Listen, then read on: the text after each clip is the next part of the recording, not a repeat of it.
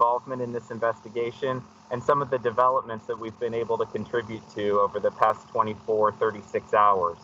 So without further ado, I'll go ahead and turn it over to Director Rausch. If you would do me a favor, those of you participating in this availability, if you'll mute your microphone if you're not the one speaking, that'll certainly help.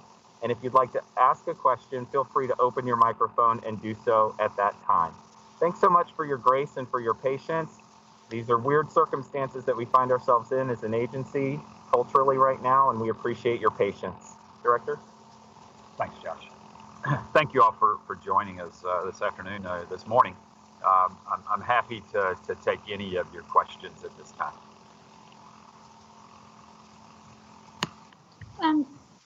This is Samantha Max with Nashville Public Radio. Can you talk about how Warner created such a large explosion and how he could have acquired all the necessary materials without tipping off law enforcement?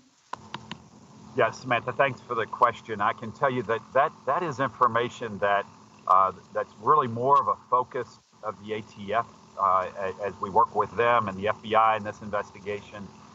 They're working on those details at this time, and so I really can't give you any specifics on that because that's more of what ATF's role is in this investigation. Hi, this is Natasha Chen with CNN.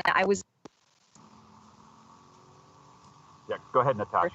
This individual, if he had come up on your radar at all with TBI prior to this incident. Yeah, thank you, Natasha. And that question was asked yesterday or last evening as well in the news briefing that we had, and he has not. He was not on our radar. He was not someone that was identified as a person of interest for the Bureau, and so we were not familiar with this individual until this incident. Director, this is Holly Meyer with the Tennessean. Go ahead, Holly. I wanted to find out, can you share what TBI is doing to contribute to figuring out the motive of this crime? Yeah, absolutely, Holly. The question is about what TBI's role is in helping and contributing to determining motive. Our agents are working very closely with the FBI and the ATF, as well as with Metro Police Department, Metro Davidson Police. We're all taking pieces of the puzzle, working to determine what the motivation was for this individual, and basically what's happening is we're all going and doing interviews with various subjects that either knew the individual specifically or neighbors.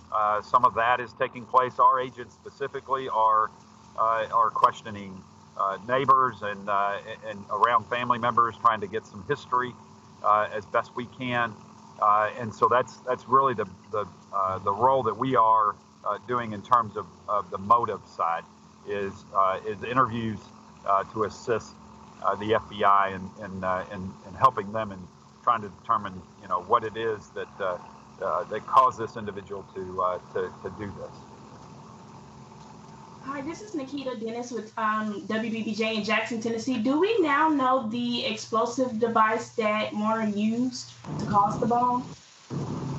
Okay, it was faint, but I think what I heard was, do we know what the device was or what was used? We do not at this time. So where we're at on that right now is evidence has been sent to Quantico, and the FBI is analyzing that evidence as it's been going on for since the first pieces of evidence have been collected. So they're analyzing that evidence to determine what the objects, the substances that were used in for the explosion. This is Natasha again with CNN. Sorry, I forgot to ask if you can speak to whether he had his dog with him at the explosion site and whether the dog perished. Yeah, Natasha, that we don't know yet. That's still information that we're trying to determine all of that detail at this point. This is Rachel from the Tennessean. I'm wondering if you can kind of paint a picture of how wide the fireball spread. I know that lots of buildings and several blocks were affected, but just the videos show it almost taking up a whole block. Is there a way you can kind of give us a measurement of how far the explosion itself actually reached?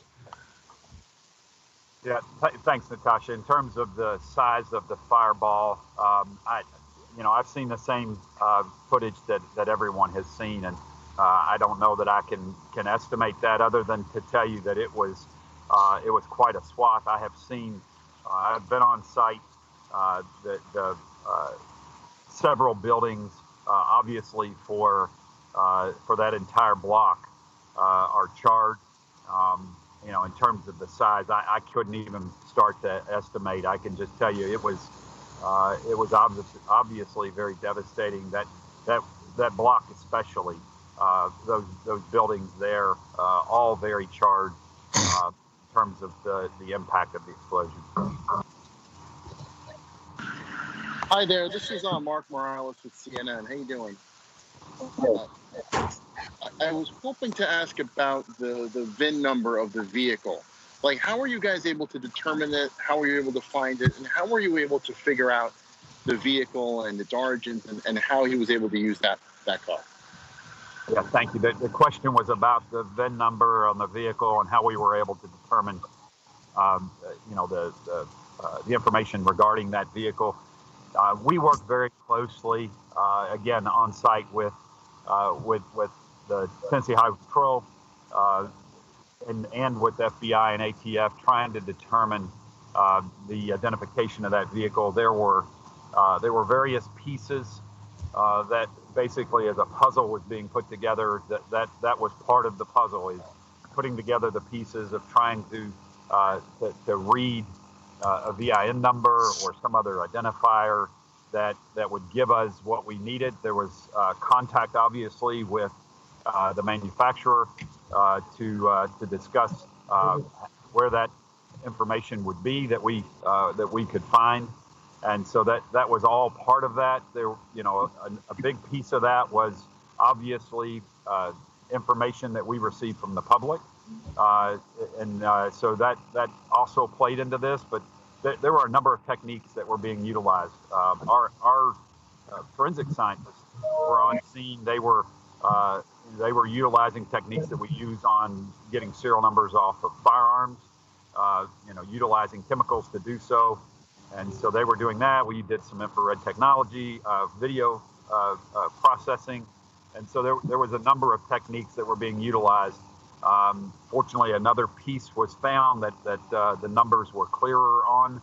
THP then was able to use that. And of course, this is something they do frequently in crash scenes. And so they were able to take that and their CID, their criminal investigators, were able to assist in positively identifying that vehicle. This is Joshua Cole with News 4 Nashville. I know that we've talked, or we learned a little bit about his prior one charge of marijuana, but anything else about his history with him working in IT or the 5G paranoia that you could speak to? Yeah, so at this point, the criminal history is all that we're able to provide. We're not able to go into any of that other detail at this time. Those are all pieces of the ongoing interviews and investigation that we continue to work on. Hello, this is Kyle with WZTV in Nashville. Do we know anything about the father's time at AT&T? Anything that would cause Warner to want to target AT&T? Yeah, thank you, Kyle. In terms of his father, I think it's well known now that everyone knows that his father did work for AT&T. That detail of that is still being followed up on. Interviews are still being conducted to determine, if that plays in any whatsoever into the motive. At this point, it's all speculation. Director Rausch, this is Hannah McDonald from News Channel 5. I think one of the most impressive things is how quick the police work was done to make that match. We heard that there were 500 tips after day one. Can you speak to what stood out about this individual and what led police to really try to make this match happen? Yeah, Hannah, thanks. So in terms of, first and foremost, the calls that came in from the public were absolutely key to the identification, at least with a name of a direction for the investigation to take. At that point, then it was attempting to take the evidence that we had, and that's what took place. So we had some tissue at the crime scene. That tissue was then provided to both the Tennessee Bureau of Investigation for our forensic scientists to process, as well as to the lab in Quantico with the FBI. Then there were additional items of evidence that were collected because we then had a name to compare when we did the DNA analysis. And so we were able to go to locations to collect additional forensic evidence to test for DNA. That DNA evidence was then matched, compared, and it was matched by our forensic scientists. And it was a strong effort. They were focused solely on this case, and were able to do an excellent job of making that match. And so it was. I understand that it is quite impressive. It is to me, and it is to our team. We're very proud of the work that was done by our team to make that match so quickly. But it was, they followed their science. They did everything that we would normally do in conducting a DNA match. The great news was we had something to compare, and that's how this was made and done so quickly. Was the tip that someone recognized the RV? What made that tip stand out so much that Anthony Warner was the direction authorities went in? I'm sorry, I didn't catch the first part of that question.